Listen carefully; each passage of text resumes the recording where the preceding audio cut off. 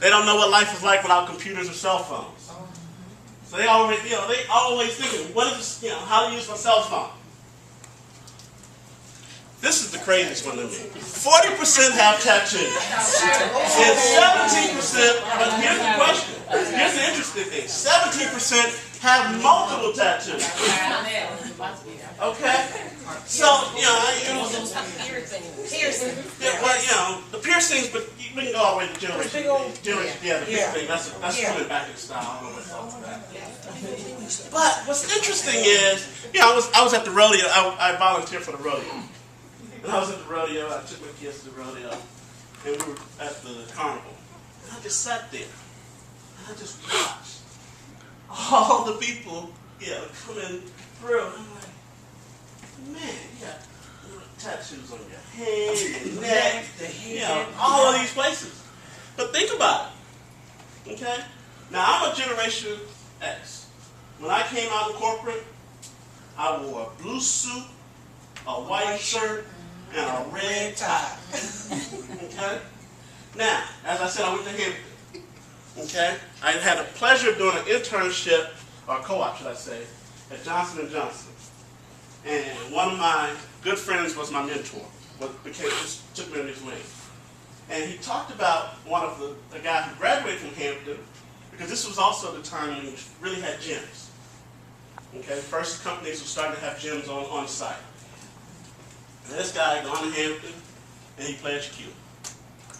And he was an old school, he was a Q till the day he died.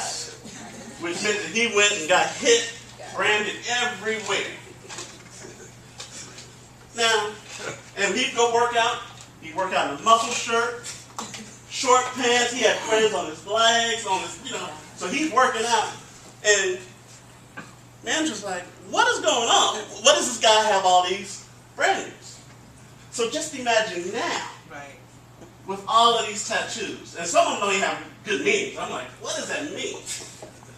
And then the cost is a whole different ballgame. But, so think about it. They have all these tattoos. And when they go out to represent your organization, yes, some of them may be covered, but all of them won't. Because I know the cute thing right now for ladies is the tattoos on the feet.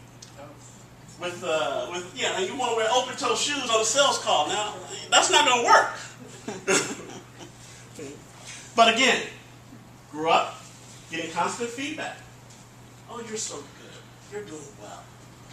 Never really criticize it.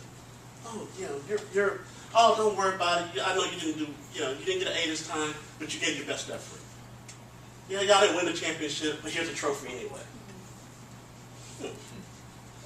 Yeah. But now one thing they do have that I do like them, they work to live, not live to work. So they're going to go hard when they're there, but they're going just as hard when they're not at work.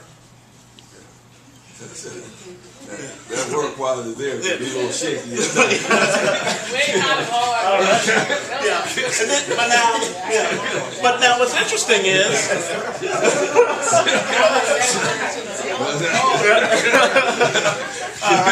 but what's interesting is, they're interested in investing, but not being invested, or being vested.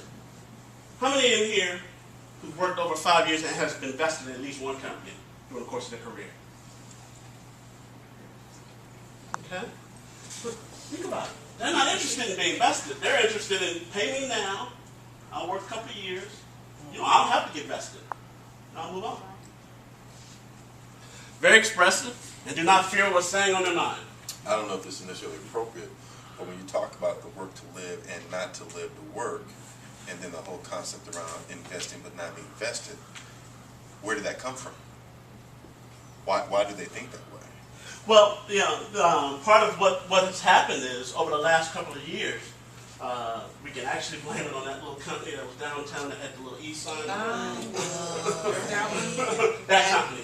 That little company there, yeah. Because a lot of them, at that point, and for those of you who don't know who I was talking about, I'm talking about Enron, they lost the confidence in corporate. They lost the confidence in what it means to actually be vested. They saw their parents work for 50 years and lose all of their money overnight. Right. So they're saying, well, why am I actually doing this from the standpoint of waiting to be vested if it's not necessarily guaranteed to be there?